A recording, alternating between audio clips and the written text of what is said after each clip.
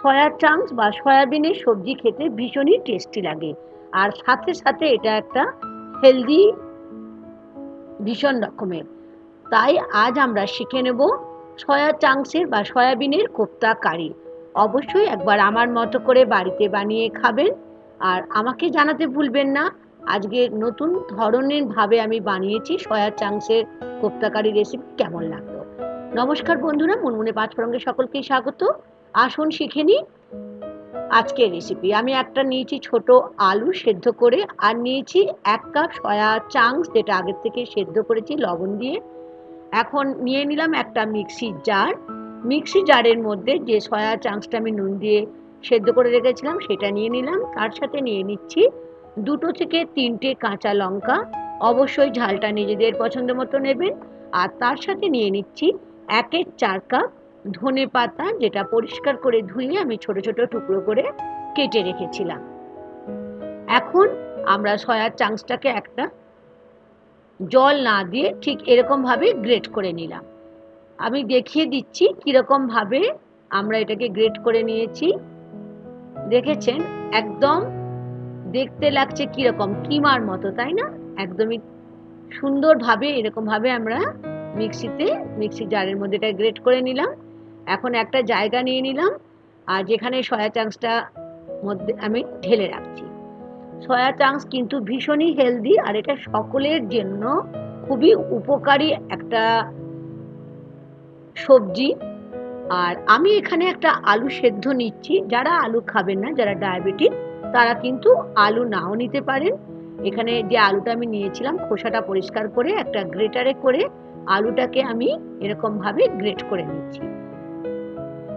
এখন নিয়ে নিচ্ছি স্বাদ অনুযায়ী লবণ, আর তার সাথে নিয়ে নিচ্ছি 1/4 চামচ হলুদ, আর নিলাম 1/4 চামচ কাশ্মীরি রেড চিলি পাউডার, আর বড় চামচে 2 চামচ কোচানো পেঁয়াজ। তার সাথে নিয়ে নিলাম জিরে গুঁড়ো, ধনে গুঁড়ো 1/4 চামচ করে। যারা পেঁয়াজ খাবেন না এখানে পেঁয়াজ নাও দিতে পারেন। বেশ ভালো করে সবকিছু ইনগ্রেডিয়েন্টস দিয়ে সয়া চাংস যেটাকে আমি গ্রেট করেছিলাম ভালো করে মিশিয়ে নিলাম। আমি 1 টুকরো আদা দিতে ভুলে গিয়েছিলাম, তাই বন্ধুরা আমি 1 টুকরো আদা পরিষ্কার করে ধুয়ে রেখেছিলাম, এটা বড় চামচে 1 চামচের মতো হবে গ্রেট করে নিলাম। তার সাথে নিয়ে নিচ্ছি বেসন, বড় চামচের 1 চামচ। যারা আলু দেবেন না তারা এখানে বেসনটা 2 থেকে 3 চামচের মতো নিয়ে নেবেন, কারণ বেসন এখানে বাইন্ডিং এর সাহায্য করবে। ঠিক এরকম করে দেখুন, এরকম ভাবে সয়া কোপ্তাগুলোর বলগুলো আমি এরকম করে রেডি করে নিলাম। আপনারা আপনাদের খুশি মতো সাইজের করে নিতে পারেন। এখন আমি নিয়েছি সুজি 1/4 কাপ, আর নিয়েছি কাশ্মীরি রেড চিলি পাউডার বড় চামচের 1/2 চামচ। এই দুটোকে মিশিয়ে নিলাম। এখন যে কোপ্তাগুলো বানিয়েছিলাম সেগুলো এর মধ্যে ঠিক দেখুন এরকম ভাবে গড়িয়ে গড়িয়ে তৈরি করে নিলাম। সুজি দিয়ে এরকম ভাবে তৈরি করছি, তার কারণ হলো এটা যখন আমরা ভাজবো খেতে ভীষণই ক্রাঞ্চি হবে। তাই আমি বলেছিলাম না যে একটু নতুন রকম ভাবে শিখবো। বসিয়ে দিলাম একটা কড়াই, গ্যাস ওভেনটা জ্বালিয়ে বেশ খানিকটা সাদা তেল আমি গরম করে নিলাম। আপনারা আপনাদের ইচ্ছা হলে সর্ষের তেলও বানাতে পারেন। এখন ফ্লেমটাকে মিডিয়ামে রেখে সয়া কোপ্তা যেগুলো বানিয়ে রেখেছিলাম সেগুলোকে আমি হালকা ব্রাউন করে আমি ভেজে নেব। অবশ্যই মিডিয়াম ফ্লেমে ভাজতে হবে, তা না হলে বাইরেটা পুড়ে যাবে আর ভেতরটা কাঁচা থাকবে। ঠিক এরকম ভাবে ভেজে নিলাম দুটো সাইড ব্রাউন করে। এখন একটা প্লেটের মধ্যে সয়া কোপ্তাগুলো যেগুলো ভাজা হয়ে গেল সেগুলো আমি তুলে রাখছি। বাকি কোপ্তাগুলো আমরা ঠিক একইভাবে ভেজে নেব।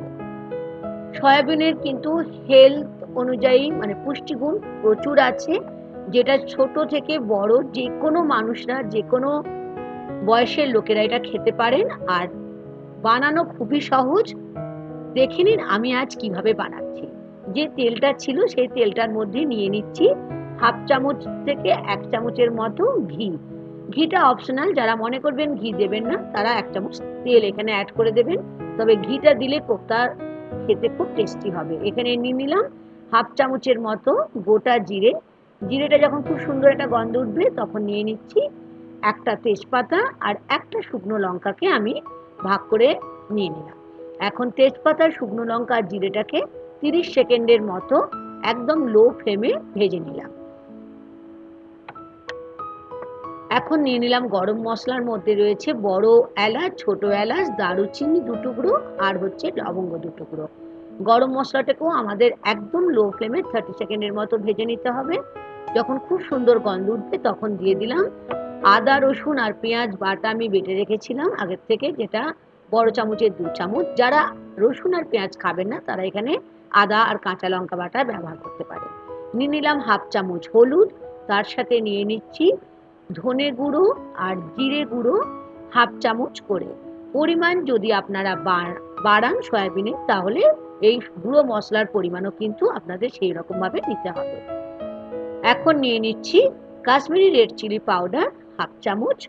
অবশ্যই এখন ফ্লেমটাকে কমিয়ে রাখবেন, তাহলে না হলে মশলাগুলো জ্বলে যেতে পারে। নিয়ে নিচ্ছি স্বাদ অনুযায়ী লবণ।